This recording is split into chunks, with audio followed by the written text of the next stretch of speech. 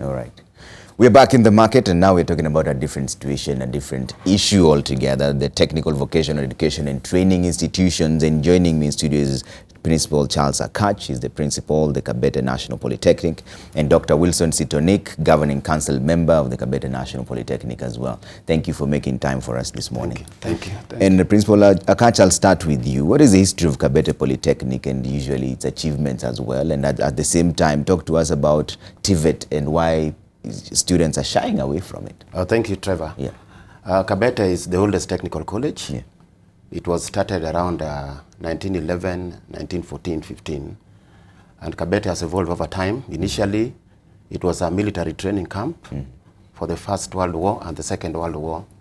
Then later on, it was converted to a technical training college for those ones who went to fight the Second World War and First World War came back. They would be trained to go back and learn basic skills in carpentry and joinery. And it went on like that for quite a bit of time. Then later on, with the change of the system of education, Kabete was converted to a national technical school. Yeah. Then later on, in 1985, 1986, converted to a technical training institute with the new system of education that time. And again, 2 years ago, Kabete was upgraded to a national polytechnic. And therefore, Kabete has been there for a long time. You remember, it is that time it was even known as Jean School. And I can authoritatively tell you that some of the alumni of Kabete is the first president of the Republic of Kenya, Mzee Jomo Kenyatta, is an alumni of Kabete. Okay. You remember in the history, in our history records, Jomo Kenyatta was a meter reader as well as a carpenter. Yeah. He learned those skills in that particular institution. Okay. Yes. And Dr. Sitonic, what is the role of the Kabete National Polytechnic Council? Thank you, Trev. The most important thing that I think I should do today is to actually thank the government of Kenya through His Excellency the President, President Uhuru Kenyatta and his deputy, His Excellency Samoei Ruto, for the paradigm shift that they have had in the education sector in this country. They have worked hard and made sure that they brought the technical training in this country to the forefront. I must also thank our CS, Dr. Fred Matiang'i, and as his PS, Dr. Tina Mwenzi, and her team for the effort they have put in bringing out the technical training component in our education system. In the past, it used to appear like those who did not perform well in school were the people who went to technical training institutions. But I'd like to tell you now that technical training now is the key thing. It is the key component in our development in the country. So we do thank the government so much for the efforts they have put. I think what we need to do now as a country and as stakeholders is to try and see that the counties and the communities are actually trained or actually explained to understand that technical training is actually the engine of development, and that they should really support the technical training institutions that have been put up in every constituency in this country. All of them now are set to go. So it is important for the communities to understand the roles that these institutions are going to play and give them the adequate support. And then again, we need to really talk to our children, our youth, to understand the role of technical training institutions. It is the component that they require so much in their training so that they can support the anticipated developments that we are hoping to achieve, especially under our Vision 2030 policy component. Mr. Akach, it is said that Kenya and South Korea were at par at one point before and after independence, but at this particular point it's incomparable. Where did we go wrong? We went wrong because of the system of education. Kenya and South Korea, and it's also important to note that in 1965, Mzee Jomo Kenyatta went to the extent of even giving some Korean some support. About 10,000 was donated to South Korea to help them improve on their economy. Where we went wrong was when we decided to adopt some kind of a white-collar kind of training. And you realize that Kenyans shied away from anything to do with technical training, but went to some other areas which did not add value to this particular nation. And therefore, because of that, we went through these white-collar programs. And that is what killed this nation. We diverted our system of education a bit. You remember the Ominde Commission of 1964 gave a lot of emphasis on technical education. But somehow it was put under the table and people went the other way around rather than having giving an emphasis to technical education. And because of that, that is why we are there. But countries like the tiger countries like South Korea, you talk about Malaysia, you talk about Singapore, they adopted technical education. And that is why they have moved that fast. But considering the fact that the government now, especially the current government that we are having, that was elected in 2013, has given a lot of emphasis to technical education. And it is important to note that agenda number 1 of this government is about technical education. Now, the proof of this is the fact that the government has heavily equipped technical institutions. Like at Kabete, we have equipments that have been donated by the government. And of course, we have also received some from other donor countries through the government to the tune of about 7 billion worth of equipments that Kabete has.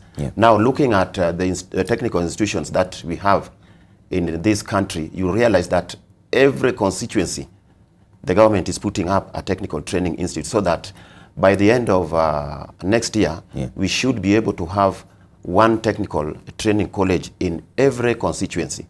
That notwithstanding, the government is also putting up at least one youth polytechnic in every ward in this country.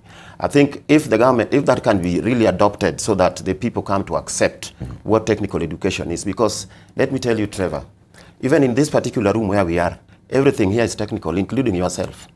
Because technical is about doing things that people can be able to see. The products of technical is what is actually the cameras, the beauty of this particular room, and everything else, including the way you are well groomed, is about technical education. And this is something that really people do not know. So as a nation, if all of us can embrace technical education, then I'm certainly sure that within the next 10 years, Kenya could be somewhere that could shock the whole of Africa and the world. And we are heading there. I want to assure you that we are heading there. Dr. Sitonic, why are people shying away from TVET institutions? Is it a narrative that was created that only people who failed in school are the ones who go there? Or why are people shying away from TVET? I think it is because of a misconception.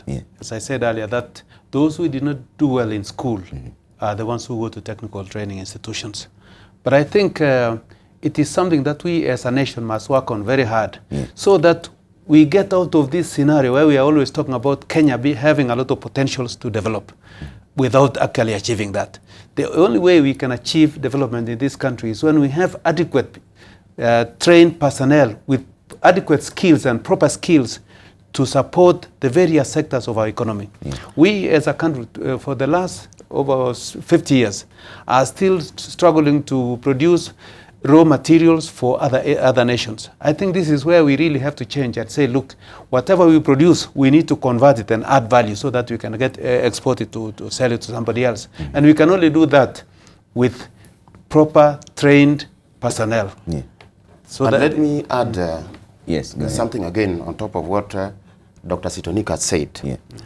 It is about the system of education that we have had in the past. That anybody who does not go through to the university is a failure. But I want to demystify that kind of thinking, that technical education is the way to go. And for us as educationists, there is no failure in examination. The only thing that is happening is that people somehow are not able to identify the potentiality of a candidate or a student at a particular stage in life. There are people who have no business even going to secondary school. You still train them at primary school level, they get skills, and they move on. Most of the things that are done, including the wonderful equipments that you have here, are not, somebody does not have to go to the university to repair them, to make them, and to do all those things. But what is happening is that the system of education has been the case, because anybody who goes to a technical college is considered to have been a failure. There is no failure in any system of education, but it's only identification at a very tender age. And right now, the system that we have is a very flexible one. And I want the public, and especially Kenyans, to know that right now somebody can even drop out of primary school but still end up at the university. If at all universities they talk. Somebody can be able to drop out in standard 6 and be able to do courses that are related to trade test, like electrical installation, for at least 2-3 years. Then they move on to an artisan course, which is another 2 years. They move on to a technical college where they can pursue craft certificate for 2 years. Then they go for a diploma course for 2 years. Then they land at Nairobi University for electrical engineering. But the emphasis is here that we are trying to produce people who are hands-on rather than people who are hands-off. That is the difference between technical institutions and other institutions that we can talk about, because at the end of the day, we are talking about giving Kenyans food on the table. I think that is the most important thing. It doesn't matter. And again, these beautiful buildings, including the Nation Center, who did it? These are technical people, and probably some of the artisans, the craftsmen, the technicians, and what have you, were people who went up to probably diploma level. And therefore, that is why we are saying and we are telling Kenyans that the option is there. The option is technical education, and that is the way to go. And it's also important to note that the #1 agenda of the Jubilee government is about technical education, and that shall take this nation to another place. And it is also important. We have had cases, maybe as a principal, where somebody, a parent, would come to you and request if you could provide such a parent with a chance because the student has failed. As the parent comes with a student, he or she tells you that I've taken all the money to secondary school, and therefore, please, if you can assist this one who failed. There is nobody who has failed in life. Even a student who has scored a D-, a student who has done up to standard 8, a student who has done, has acquired a mean grade of even D, can still proceed up to the university. And we can I've even taught people who left at the level of standard at the level of Form 4 with a D-. Some of them in this country are now professors. So it doesn't matter, and I want Kenyans to know that technical is the way to go, because everything that we do is technical. The buses we board, the aeroplanes and what have you, it's all about technical. Yes. And Dr. Sitonic, the Principal Akach is making it seem very obvious to everyone that that is the way we should go. But somehow that narrative has not been instilled in our children who are coming up. Where does this change of tune begin, from the white-collar approach to the technical version? Where should it start, from the parents, or is it the government, or is it the schools themselves? How do we start changing that narrative? I think it should actually start from the communities. And there's been one aspect which was ignored. As Mr. Akach said, there should have been a very clear indication of where everybody goes after every stage that they go through. So that when somebody takes up technical education, they know that when I finish this course, diploma, I go to a bachelor's degree in a technical university. Then they can pursue their line of interest in that particular line, and with the same oomph, with the same strength and exposure. Because sometimes you find that those people who go to technical polytechnics, when they go to the university, they find that what they have done is not recognized. So they have to redo everything, and that really kills their morale. So what we need to do as a community and as a country is to make sure that those who have done courses in polytechnics are able to pursue their courses in an area that is of interest to them, so that they don't have to change. But to add on that, it is not we cannot say that the parents are the ones to actually try and convince the youth to do these courses. Everybody in our community must be in a position to guide this youth to realize that the white-collar jobs that we used to think about, that we used to dream about, are no longer. So that the people should do courses that can enable them actually to set up businesses that can employ them, so that they are self-employed. And the only area that you can do that profitably and confidently is in the technical fields.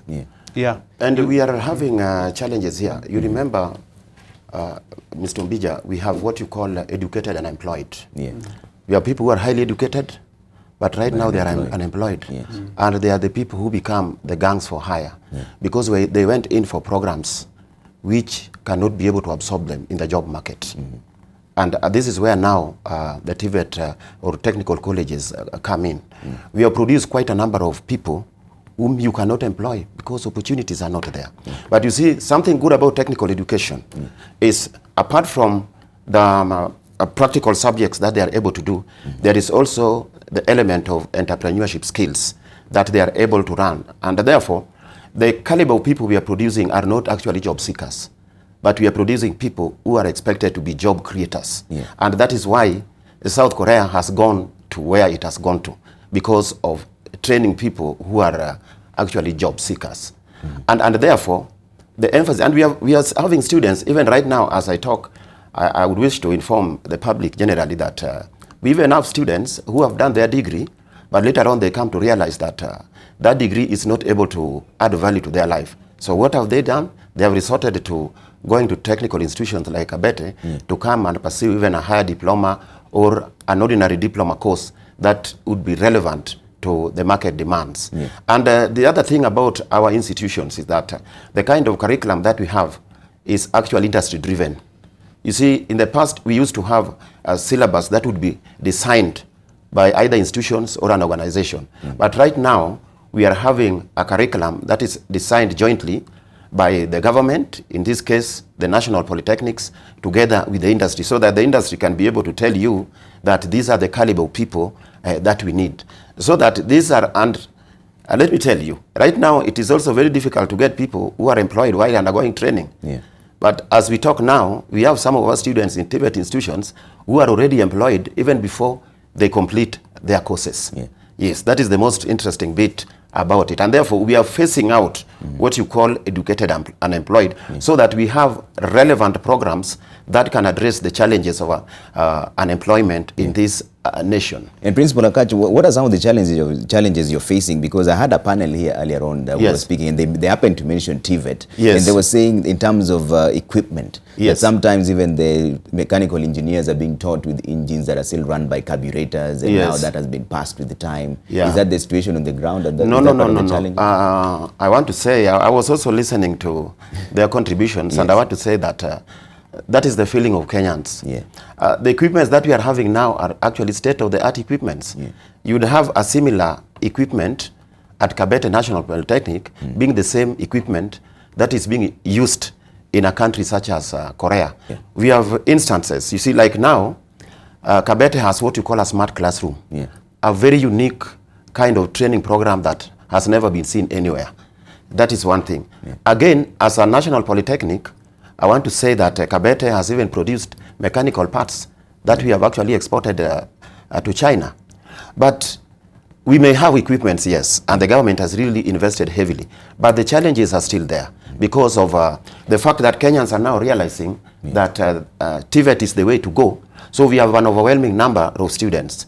Just for the last 1 year, we have had a population increase of slightly more than 4,000 within just 1 year alone. Therefore, Kenyans are now increasingly becoming aware about technical education. So that, because of the population, it has posed a challenge to us in terms of probably equipments, because the equipments we have may not be enough. Again, in terms of tuition blocks, in terms of library, in terms of workshops and laboratories. Those are the kind of challenges. Again, it is the challenge we have is that we are not able to have enough staff. You realize that most of our teachers who are technically trained are needed by the industry. And therefore, the Teacher Service Commission, which is an employer of the teachers in this country, cannot address those challenges, probably because of lack of enough funds. And again, the high demand by the industry about the technical people. So that actually poses a challenge. Again, the other challenge we have is the negative attitude that we are talking about is something that we are addressing. But it's also important to note, Trevor, that the increase in population that we have had has been as a result of the media. And let me tell you, and I want to congratulate the Nation newspaper and both the print and the electronic media. You have done a very marvelous job in this country. And again, to thank you that at least once we are able to talk about technical education rather than politics. you know, you are like an engine that is driving this economy. And therefore, there are also instances where we need to talk about other things other than politics. Okay. And therefore, those are some of the major challenges that the TVET institutions are facing, and Kabete being, of course, one of them. All right. And Dr. Sitonic, what kind of autonomies are polytechnics enjoying that makes them different from other technical colleges? Thank you, Trevor. First of all, before I answer that question, I must mention that with the introduction of TVET, yes, we have had a voice through which we can talk to the government, we can talk to the donors, we can actually coordinate our activities. TVET has come in very strongly and supported the polytechnics and the technical training institutions. It's a very important body that was created a couple of years back, and is doing us a good job. As for the question that you asked me, the difference is that as polytechnics, we are given a lot of autonomy in what we train, the kind of people we hire, the kind of courses we offer, the kind of linkages that with outside institutions that we can make. So it gives us a lot of flexibility in what courses we can offer. And as a council, we do make an effort to interact with the industry so that we know the kind of needs that they require, and we can tailor now the courses that we offer to suit their requirements, because eventually they are the consumers of our product. And although we are saying that we hope that most of our students are going to be self-employed, but still we need to link with the industry. So we coordinate a lot in the kind of courses that we offer, that we prepare with the industry, and so that we can update it and make sure that it is consumable. And in addition to what Dr. Sitonic has said, I want to say that there are differences here. You know, within the Basic Education Act, we have the primary schools and the secondary schools, which are actually managed by the Board of Management. Then at the level of technical institutions, especially institutes of technology and technical training institutes, they are managed by the Board of Governors. Then at the level of the national polytechnics, they are managed by the council, just like the university. That gives us a leeway to come up with certain programs. We can come up with a curriculum, train students on that particular curriculum, examine them, and award them certificates which are recognized. And the way in which the government has done this, especially for our national polytechnics, is that we are able to now collaborate with an examination body that has been created, which is within the TVET subsector, within what you call the TVET authority, and that is known as SIDAC. SIDAC actually is the equivalent of Kenya National Examinations Council. SIDAC is Curriculum Development, Assessment and Certification Council. So we are able to come up with that curriculum as an institution together with SIDAC and the industry, the relevant part of that particular area. Then we come up with, and we are able to examine and award a certificate that is acceptable everywhere, in every part of this world. That is one. Secondly, we are also able to partner with universities, and we are able to offer programs up to the degree level in certain relevant areas. The other day I was at a technical university of Kenya. We were discussing something about technical education with the Vice Chancellor. And he was really telling me the challenges he's facing in terms of the change in mind of the people. The people have not realized that even though the original mandate of that institution is not what is happening now, but he's trying to take it back to where it used to be, so that people can know that we want to produce people who are self-employed rather than people who are actually job seekers. The reason why the government came up with technical universities was because the other universities were not very comfortable admitting our students for degree programs, because the mindset, the thinking was that these people do not qualify. But now we have like Technical University of Mombasa, Technical University of Kenya, Kimathi, and the rest. They are able to admit our students, and it has been proved, and I must be honest by telling you this, that the products from TVET institutions are doing better than the traditional students who are selected to join university from Form 4.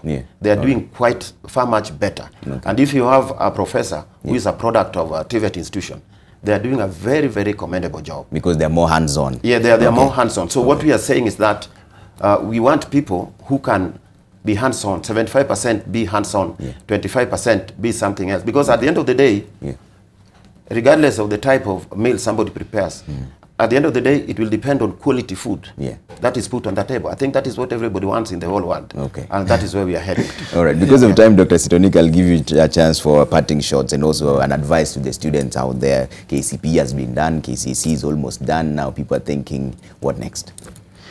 Yeah, thank you very much, Trev. I'd like to advise the youth of this country that they think seriously about technical education. It is the way forward. It is the way to go now. We as polytechnics are still struggling with the availability of teachers, the relevant qualified teachers, but we are working very hard on it. But Kenyans think technical education all the time. And let's discard that mentality that those who did not qualify to go to university are less performers. They are not. If somebody can go to the university, to a technical polytechnic, and goes all the way to become an architect, what else do you need? You must have the brightest brains going to technical university, polytechnics, and then eventually to technical university, so that this country can grow, so that we can depend on our own homegrown products. All right. Principal Akach. What I can say is that the government has a policy, that of greening of TVET institutions.